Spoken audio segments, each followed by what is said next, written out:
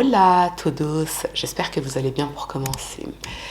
Alors écoutez, pour l'histoire d'aujourd'hui, on aura de tout, du tueur à gages, de l'amour, de la haine, de la mort et de la religion. Bref, on aura de tout. Et pour information, pour ceux qui sont intéressés par mon roman, alors il devait sortir à la fin du mois de décembre, mais il y a eu quelques petits imprévus sur lesquels j'avais pas la main. Donc il sortira d'ici une semaine ou deux, grand max à la mi-janvier. Pour info, c'est un thriller, c'est purement fictif et je vous donne le titre en avant-première entre guillemets. Je l'avais déjà annoncé sur mon compte Instagram pour ceux qui me suivent. Je vous mets la page là ou là. Donc le titre c'est Le Murmure des Oubliés. C'est un thriller qui se passe dans 2 pays différents. De toute façon, pour ceux qui sont intéressés, je vous mettrai le lien Amazon pour le commander. Vous pouvez le commander depuis n'importe où sur la planète Terre en théorie. Il sera en format papier et en format numérique. Et je vous mettrai le lien et je vous ferai également un rappel sur Instagram. Ce que je vous propose à présent, c'est de cesser les digressions ici et maintenant. Je vous laisse vous installer tranquillement et puis je vous dis à tout de suite. The past several days have been incredibly busy and, as you can imagine, emotional for Jared Bridegan's loved ones. However, they say this is only a step in the right direction and this case is far from being solved. L'histoire démarre le 16 février 2022 à Jacksonville Beach en Floride. Aux alentours de 19h30, un homme roule en voiture avec sa fille de 2 ans à l'arrière en direction de leur domicile à Sainte-Augustine. Le conducteur emprunte Sanctuary Boulevard, c'est une rue sombre bordée d'arbres dans un quartier résidentiel. Tout semble paisible jusqu'à ce que le conducteur aperçoive un pneu au milieu de la route. L'homme s'arrête tout naturellement, il sort de son véhicule et il s'approche du pneu pour le dégager de la route. Et alors qu'il le saisit pour le déplacer, un homme surgit de nulle part et il lui tire dessus à plusieurs reprises sans aucune hésitation.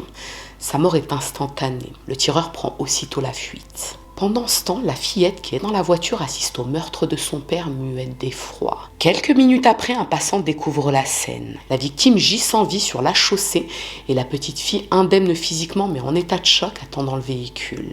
Lorsque la police arrive sur place, une vingtaine de minutes après, l'identité de la victime est rapidement découverte grâce à ses papiers d'identité. Il s'appelle Jared Brigham, c'est un ingénieur informatique de 33 ans et la fillette à l'arrière de sa voiture est sa fille de 2 ans, Bexley. Et ce qui saute tout de suite aux yeux des enquêteurs, c'est qu'il ne s'agit pas d'un vol à main armée qui aurait mal tourné. On n'a rien volé à la victime et rien ne manque dans la voiture. A priori, il s'agit d'un meurtre ciblé extrêmement cruel puisqu'il a été perpétré sous les yeux d'un enfant de 2 ans. Et même si elle n'a pas été blessée, 2 balles ont touché le véhicule de Jared, à quelques centimètres de la petite fille. Mais qui pouvait en vouloir autant à ce père de famille au point de l'exécuter froidement devant sa fille de 2 ans ? Jared Brigham est né en octobre 1988 à Warrensburg dans le Missouri et il a grandi à Jacksonville en Floride au sein d'une famille aimante. Ses parents sont Gaylord et Joan Brigham, des gens simples décrits comme des personnes chaleureuses et dévouées qui ont inculqué à leurs enfants des principes d'intégrité et de bienveillance. D'ailleurs, la famille fait partie de l'église de Jésus-Christ des Saints des Derniers Jours qu'on appelle le plus couramment les Mormons. Jared a une sœur, Ashley, et 2 frères, Justin et Adam, avec lesquels il a toujours entretenu de très bonnes relations. Jared, c'est celui qui a le rôle du grand frère protecteur, c'est quelqu'un qui veille sur ses frères et sœurs et qui les soutient en cas de problème. Et c'est ce qui ressort le plus quand il est décrit, on dit de lui que c'est un homme avec beaucoup de valeurs, qui a toujours eu le sens des responsabilités, en plus d'exceller dans ses études. Il a d'abord été diplômé à l'université des arts de Jacksonville, puis il déménage dans l'Utah pour étudier l'informatique à l'université Brigham Young à Provo, qui est une université privée pour mormons. Et c'est durant un rassemblement religieux à l'église mormone en 2009 qu'il rencontre Shanna Gardner. Alors selon certaines sources, ils se sont rencontrés dans l'Utah et selon d'autres sources, c'est en Floride. Mais en soi, c'est pas le plus important dans cette histoire. Pour vous parler un peu de Shanna, elle et son frère jumeau sont nés en avril 1986 et ils ont grandi dans une famille aisée à Alpine dans l'Utah. Alors l'Utah, je pense que tout le monde le sait plus ou moins, c'est le QG de l'église mormone. Ses parents sont Shelly et Sterling Garner, de riches entrepreneurs qui ont fondé la société de scrapbooking Stampin' Up. Alors j'ai vérifié sur internet ce que c'était parce que je ne connais pas du tout le scrapbooking et en gros c'est de la décoration avec des images et l'entreprise fonctionne apparemment très bien. Pour en revenir à Shanna, elle évolue dans un cadre familial aisé et conservateur depuis son enfance. Et d'après les différents témoignages de ceux qui l'ont côtoyée, elle a toujours eu une personnalité assez complexe, on va dire. Elle est décrite comme une jeune femme ambitieuse et appréciée pour son dynamisme, mais également comme une personne très exigeante et autoritaire. Après le lycée, elle entreprend des études de design et de marketing parce que le design c'est sa passion, c'est un environnement dans lequel elle a toujours baigné, mais on ne sait pas vraiment si elle a obtenu son diplôme. Cela dit, c'est pas ce qui nous intéresse aujourd'hui. Lorsque Shanna et Jared se rencontrent en 2009, ils tombent tout de suite amoureux. Ils partagent la même foi et a priori leurs caractères sont complémentaires. Jared est bienveillant, il est doux et Shanna a un caractère peut-être un peu plus fort. Et aux yeux de leur entourage, ils forment un couple parfait. Jared obtient son diplôme en développement informatique en 2010 et la même année, il épouse Shanna selon les préceptes mormons. Après leur mariage, ils s'installent dans le Connecticut. Jared trouve rapidement un travail de développeur chez Microsoft et malgré un début de relation idyllique, des tensions apparaissent très rapidement dans le couple. Jared et Shanna ne s'entendent pas vraiment, ou en tout cas ils ont du mal à se comprendre. Mais bon, ce genre de choses arrive très souvent quand on vient de se marier, d'autant qu'ils ne se connaissent que depuis 1 an. En novembre 2012, Shanna donne naissance à leurs jumeaux, une fille et un garçon, Abigail et Liam. Et Jared et Shanna sont fous de bonheur d'avoir leurs enfants. Mais derrière les photos de famille parfaites, la situation continue de se dégrader. Alors pour vous parler un petit peu de leur vie de couple afin de mieux comprendre le malaise, il ne s'agit pas uniquement de divergences comme dans chaque couple. Non, là c'est beaucoup plus profond que ça. Jared a grandi dans une famille modeste avec beaucoup de valeurs liées entre autres à leur religion. C'est un homme intelligent, il travaille beaucoup pour subvenir aux besoins de son foyer et il a un caractère plutôt arrangeant. Shanna, à l'inverse, a grandi dans un milieu très riche où elle a toujours eu tout ce qu'elle voulait quand elle le voulait. Donc forcément, les priorités de Jared ne sont pas les siennes. Jared veut conserver ses valeurs traditionnelles, les valeurs de son église, tandis que Shanna n'est finalement plus intéressée par les préceptes de l'église. Disons que même si elle a grandi dans la foi, c'est pas vraiment sa priorité. Et elle a un côté impulsif qui ne colle pas vraiment avec le caractère de Jared. Parmi les autres problèmes dans le couple, il y a l'argent. Alors, cette partie n'est pas très claire parce qu'il y a plusieurs versions, donc moi je vais vous dire ce que j'ai compris de toutes ces versions que j'ai lues. Jared travaillait dans l'informatique, puis il a repris ses études en informatique afin de grimper les échelons. Forcément, il ramenait moins d'argent à la maison parce qu'il travaillait en temps partiel. Mais cette situation était transitoire. Et ça, Shanna l'a mal vécu, elle le lui reprochait parce qu'en attendant qu'il se diplôme et qu'il reprenne son travail à temps plein, ce sont ses parents à elle qui les aidaient à subvenir à leurs besoins. Et cette situation a duré plusieurs mois, le temps que Jared obtienne son diplôme. Shanna a une activité professionnelle de son côté, elle est propriétaire d'une petite entreprise spécialisée dans la conception et la vente de cartes de vœux. C'est sa passion, mais c'est davantage une activité de loisir qu'un travail rémunérateur. Donc les conflits étaient permanents à la maison. Il retourne vivre quelques mois en Utah, donc là où vit la famille de Shanna, puis en 2014, certainement pour prendre un nouveau départ, il quitte l'Utah et il s'installe en Floride, là où Jared a grandi et là où vivent ses parents. Jared conserve son travail chez Microsoft, chez qui il est à temps complet dorénavant, et la famille trouve une jolie maison à Jacksonville Beach, dans un quartier résidentiel calme. Avec ce déménagement, comme je vous l'ai dit, lui et Shanna espèrent sans doute que les tensions vont s'apaiser. Ils sont proches de la famille de Jared, ils sont proches de leurs amis, mais ça ne s'arrange toujours pas. Jared et Shanna se disputent quotidiennement. Ils détestent littéralement passer du temps ensemble. Et apparemment, il y a eu des suspicions de tromperie. De la part de qui ? Alors, d'après certains articles que j'ai lus, mais c'est à prendre avec des pincettes, Shanna aurait trompé Jared avec un coach sportif à la fin de l'année 2014. Jared l'assume, mais il ne l'a pas quitté pour le bien de ses enfants. Il pensait pouvoir arranger les choses avec une thérapie de couple, par exemple, mais au mois de janvier 2015, donc quelques mois après, c'est Shanna qui demande le divorce. Et c'est là que la guerre commence, les gars. Lorsque la procédure de divorce démarre, Shanna engage des avocats renommés et très vite les négociations deviennent tendues, notamment ce qui concerne la garde de leurs jumeaux, Abigail et Liam, qui ont 3 ans à ce moment-là. Jared veut la garde partagée de ses enfants parce qu'il veut rester présent pour eux et s'investir dans leur vie.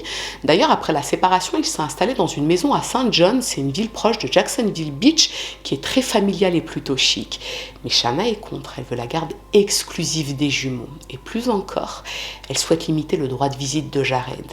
Alors là, j'ai envie de vous dire, malheureusement, c'est le type de situation que l'on voit très souvent en cas de divorce. Une audience a lieu en février 2015 concernant la garde des enfants et le tribunal statue finalement sur une garde partagée. Le juge estime que les enfants doivent vivre aussi bien avec leur père qu'avec leur mère.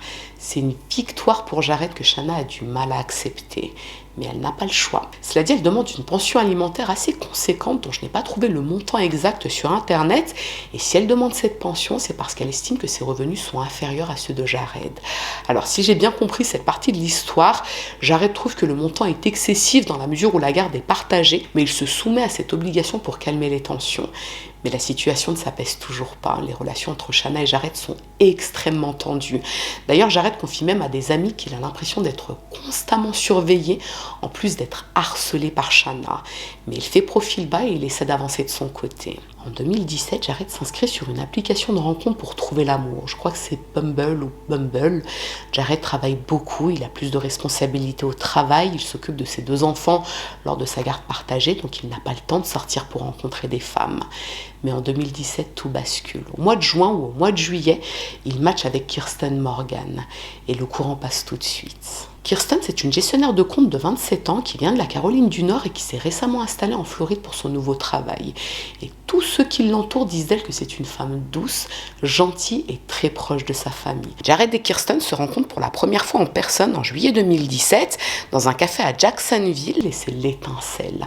C'est un rendez-vous simple, ils boivent un café, ils discutent, ils se parlent de leur vie, de leur parcours et ça colle tout de suite. Tout colle entre eux. Kirsten n'est pas mormone, cela dit, elle partage énormément de valeurs avec Jared, notamment la famille, le travail, l'amour et le respect des autres. Quelques semaines après leur première rencontre, Jared présente Kirsten à ses 2 enfants, Abigail et Liam, et les 2 jumeaux tombent eux aussi rapidement sous son charme. Mais il y en a une qui n'est pas charmée, c'est Shanna. D'après l'entourage de Jared, quand elle a su que son ex-mari fréquentait une femme et que la relation était sérieuse, elle l'a mal vécue. Elle aurait exprimé de la colère et de la jalousie face à leur bonheur. Quoi qu'il en soit, Jared est fou amoureux de Kirsten. C'est précisément la femme qu'il a toujours recherchée. Et idem pour Kirsten, elle est très amoureuse de Jared. Le couple se marie assez rapidement. D'après certaines sources, il se marie à la fin de l'année 2017. D'après d'autres sources, c'est plutôt au cours de l'année 2018. Peu importe, c'est une très jolie cérémonie de mariage. La famille de Jared adore Kirsten. Les enfants de Jared adorent Kirsten. Les amis de Jared adorent Kirsten. Qui n'aime pas Kirsten? Même moi, je l'aime alors que je la connais même pas. Après le mariage, le couple s'installe dans une nouvelle maison à Saint-Augustine, c'est à 45 minutes en voiture de chez Shanna. Le but, vous l'aurez compris, c'est de mettre suffisamment de distance entre eux tout en restant proche des jumeaux. Toujours est-il que la vie de couple de Jared et Kirsten se passe à merveille. J'irai pas jusqu'à dire que c'est un conte de fées, mais presque. Ce sont 2 âmes qui se sont parfaitement bien trouvées. Ils s'aiment, ils se respectent, ils voyagent. Kirsten et Jared sont connus dans la communauté pour leur dynamique de couple solide, on va dire.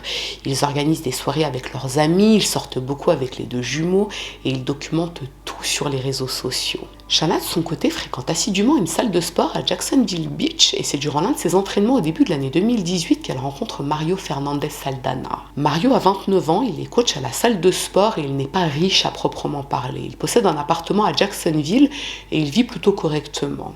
Alors pour info, Jackson et Jacksonville Beach sont 2 villes différentes.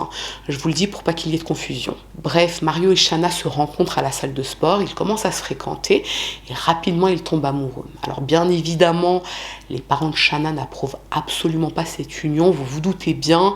Mario ne correspond pas au profil qu'ils souhaitent pour leur fille. C'est un homme qui est issu d'un milieu très pauvre de parents costaricains et qui n'est pas non plus mormon. Mais Shanna est sûre de son choix, à tel point qu'ils se marient quelques mois après leur rencontre.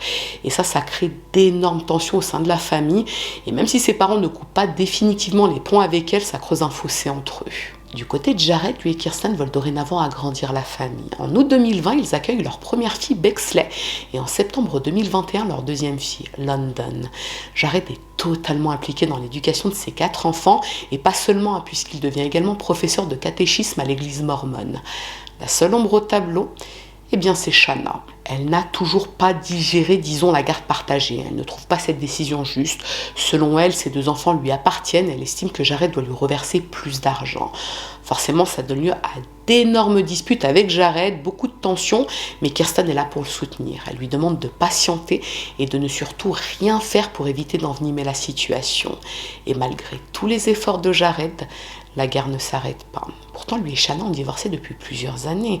Elle s'est remariée, elle semble a priori heureuse compte tenu des photos qu'elle poste sur ses réseaux sociaux. Alors pourquoi ? Eh bien, le problème, c'est que Shanna n'est pas heureuse en ménage. Malgré les photos qu'elle poste sur ses réseaux sociaux, il y a de grosses tensions entre elle et Mario.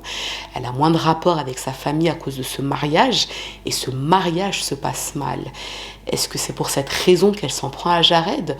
Ou est-ce que c'est à cause des tensions avec Jared que son mariage se passe mal ? C'est sans doute le serpent qui se mord la queue. Le 16 février 2022 commence comme une journée tout à fait banale chez Jared et Kirsten. Ils prennent leur petit déjeuner avec leurs 2 enfants, Bexley et London. Jared travaille toute la matinée depuis chez lui puisqu'il a prévu d'aller dîner près de Jacksonville Beach avec ses jumeaux et Bexley comme tous les mercredis. À midi, il déjeune avec sa femme et leurs enfants, puis il prend la route avec Bexley pour récupérer les jumeaux. Il est aux alentours de 16h et il a prévu de les ramener dans une pizzeria dans la ville de Nocatee, c'est à côté de chez son ex-femme. À 17h30, Jared arrive chez Shanna, il prend les enfants et comme prévu, ils se rendent à la pizzeria. Et là encore, tout se passe bien. Bexley est contente de passer un moment avec son frère et sa sœur, même si elle les voit souvent avec la garde partagée. Mais bon, une petite sortie à la pizzeria, on va pas cracher dessus, n'est-ce pas ? Vers 18h30, Jared et ses enfants ressortent de la pizzeria, ils reprennent la route pour Jacksonville Beach et lorsqu'ils arrivent sur place, Shanna est cordiale avec lui. Pas de crise, rien. Jared reprend la route avec Bexley à 19h30 et alors qu'il emprunte le Sanctuary Boulevard, il arrête sa voiture et descend pour déplacer le pneu. La suite, vous la connaissez, un tireur surgit de l'ombre et lui tire dessus à 4 reprises sans aucune hésitation. 2 balles le touchent à la poitrine et 2 balles se logent dans la voiture à quelques centimètres de sa fille. Lorsque la police arrive sur place, on écarte tout de suite la piste du vol qui a mal tourné puisque, comme je vous l'ai dit, on n'a rien volé à Jared. Donc quelqu'un lui en voulait, au point de le tuer. Mais qui, me direz-vous ? Bon, à ce stade de l'histoire, on a tous plus ou moins une idée en tête, mais attendons. Quelques heures après être arrivés sur place, les enquêteurs contactent la famille de Jared, à savoir sa femme, ses parents et son ex-femme, pour les informer de cette terrible nouvelle.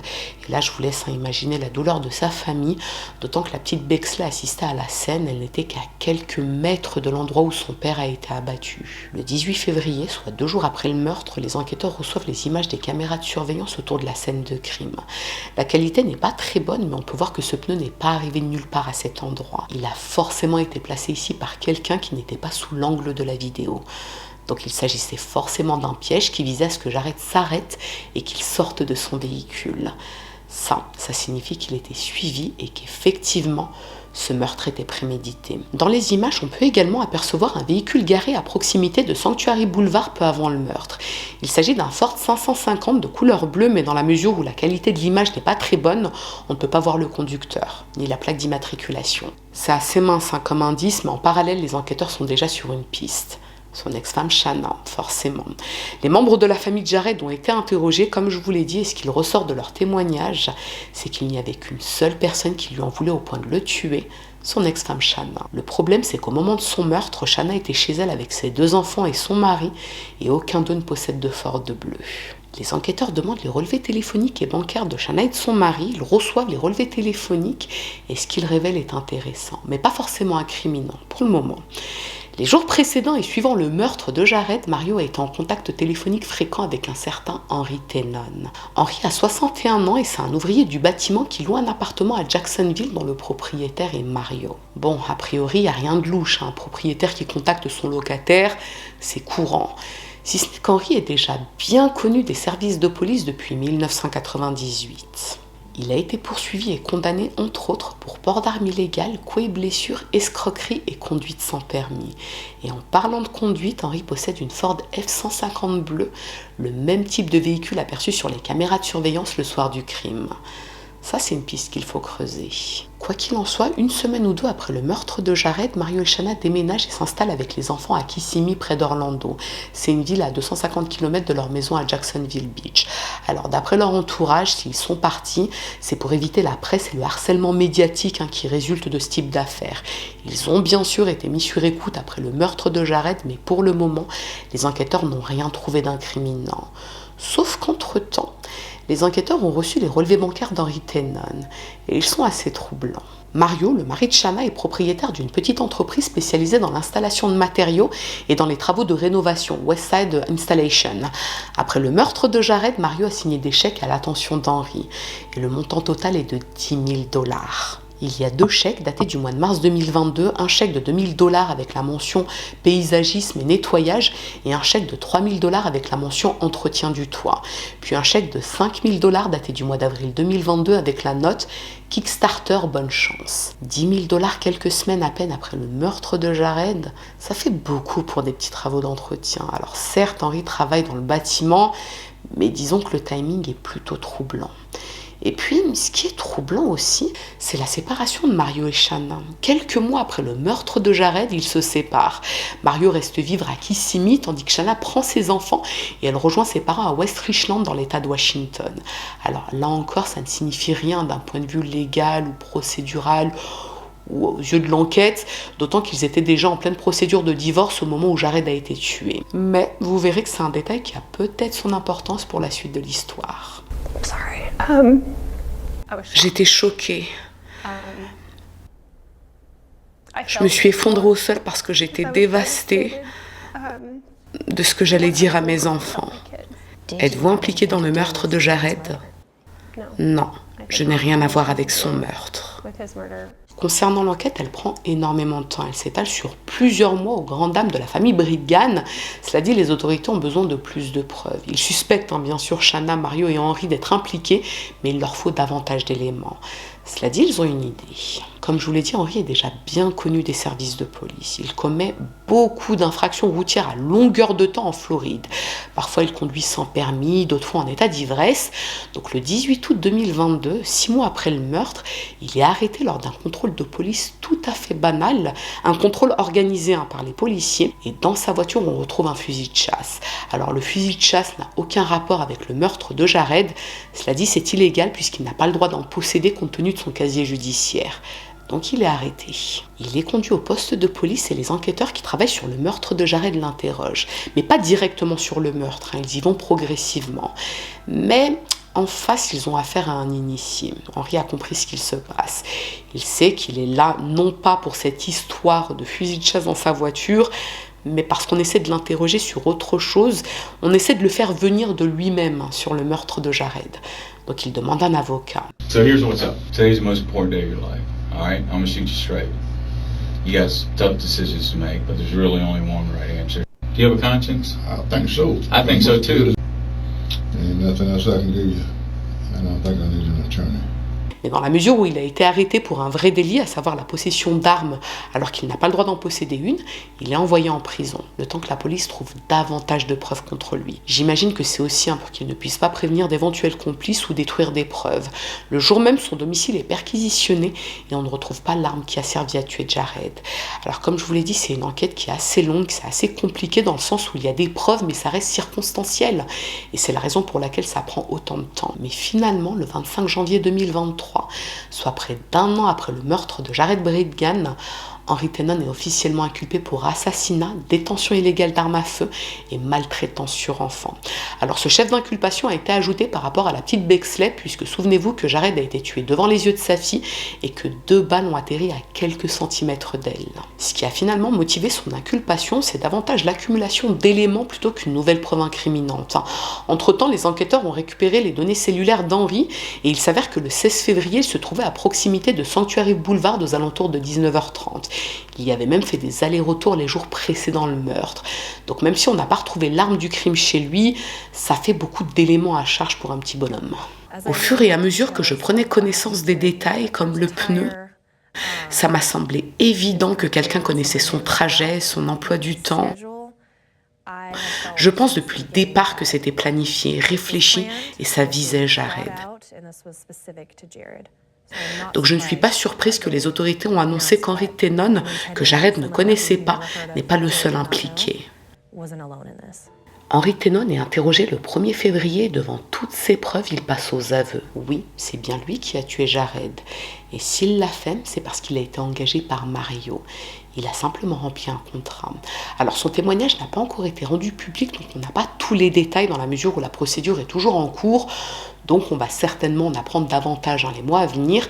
Mais ce qui est sûr, c'est que dans la mesure où Jared venait récupérer ses 2 jumeaux tous les mercredis pour les amener dîner et qu'il prenait ensuite la même route pour rentrer chez lui, c'est forcément quelqu'un qui connaissait ses habitudes qui lui a tendu ce piège. Le 16 mars, Mario est à son tour interpellé à Kissimmee. Il est inculpé pour assassinat, complot et dissimulation de preuves, mais il nie être impliqué. C'est faux.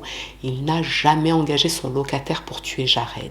Et là, vous vous demandez certainement ce qu'il en est de Shanna. Eh bien, pour le moment, il n'y a aucune preuve contre elle. Simplement des échanges avec des proches dans lesquels elle dit qu'elle déteste Jared et qu'il l'énerve. Mais ça, c'est typiquement le genre de choses qu'on dit quand on n'aime pas quelqu'un ou qu'on a du ressentiment pour quelqu'un. Ça ne veut pas dire qu'on a tué cette personne, même si la haine de Shanna s'explique quand même difficilement après 7 ans de divorce. Mais en soi, ça ne constitue pas une preuve concrète de son implication directe dans le meurtre de son ex-mari. Et l'argent alors ? Est-ce que ça constitue un mobile ? Alors, ce que les enquêteurs découvrent, c'est que Shanna bénéficie d'un fonds fiduciaire de la part de ses parents. Un fonds fiduciaire, c'est une sorte de réserve d'argent, je crois que c'est une avance sur l'héritage, si je vous dis pas de bêtises. Et quoi qu'il en soit, l'une des clauses du fonds fiduciaire stipule que Shanna pourra se servir de son fonds à des fins personnelles quand elle ne sera plus en procédure judiciaire avec Jared. Shanna et Jared se déchiraient encore autour de la question de la garde des enfants. Donc même si en soi, là encore, c'est pas une preuve irréfutable, ça renforce les soupçons des enquêteurs. Et puis, pourquoi Mario aurait décidé de louer les services d'un tueur à gages pour se débarrasser de l'ex-mari de sa femme ? Qu'est-ce que ça lui aurait rapporté à lui ? Sachant qu'il est en pleine procédure de divorce lui-même avec Shanna. Est-ce qu'il n'aurait pas fait ça à la demande de sa femme en échange d'une petite contrepartie financière ? C'est en tout cas ce que pense le bureau du procureur, mais il faut des preuves. Le procès d'Henry Tennant s'ouvre en avril 2023 à Jacksonville et il opte pour un plaidoyer de culpabilité. Il accepte également de coopérer avec les autorités en témoignant contre Mario lorsque son procès s'ouvrira. En échange d'une réduction de sa peine, vous l'aurez deviné, et si je ne vous dis pas de bêtises, il ne sera plus poursuivi pour assassinat mais pour meurtre, et le chef d'accusation de maltraitance sur enfant a été retiré. Alors quand je dis réduction de sa peine, qu'on s'entende, c'est surtout qu'il évite la peine de mort puisqu'elle est en vigueur dans l'état de Floride. Mario, lui, est poursuivi pour assassinat, complot et dissimulation de preuves. La sentence d'Henry n'a pas encore été prononcée puisqu'on doit d'abord attendre qu'il témoigne au procès de Mario qui se tiendra en théorie en octobre 2025.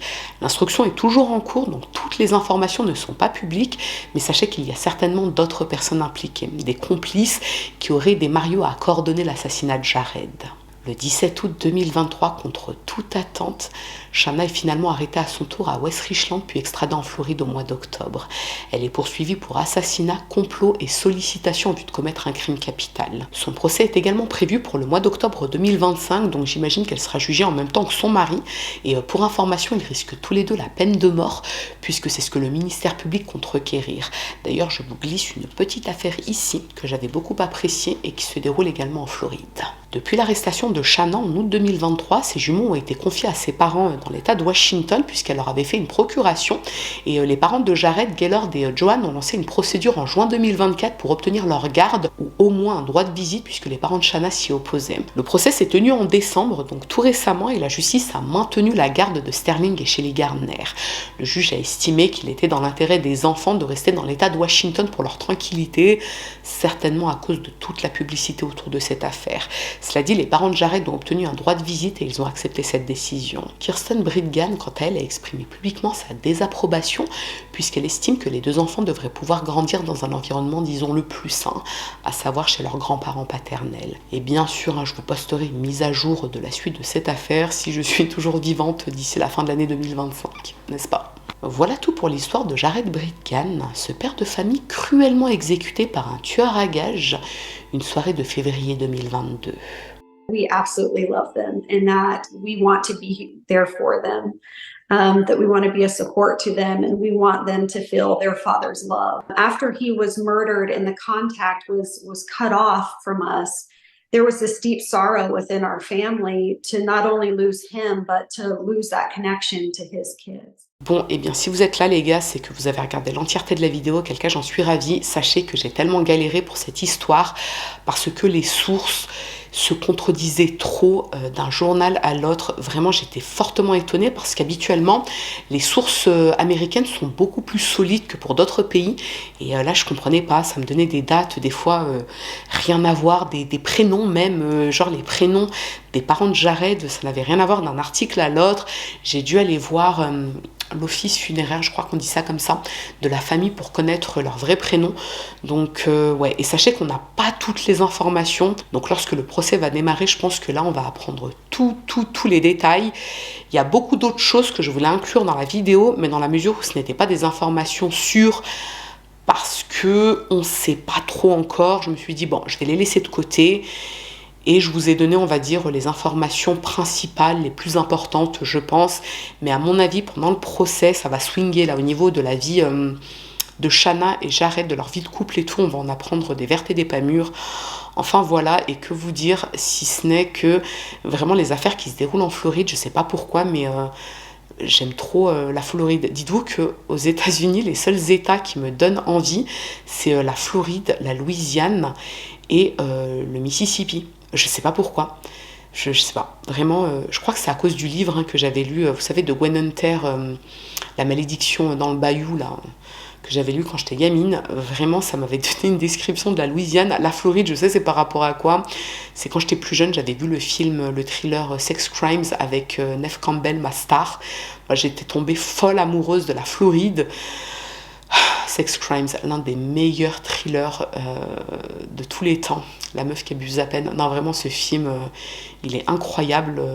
D'ailleurs, je pense que je vais le regarder encore une fois ce soir. Ça m'a donné envie de le regarder. Bref, que vous dire si ce n'est quelle affaire. Franchement, quelle affaire.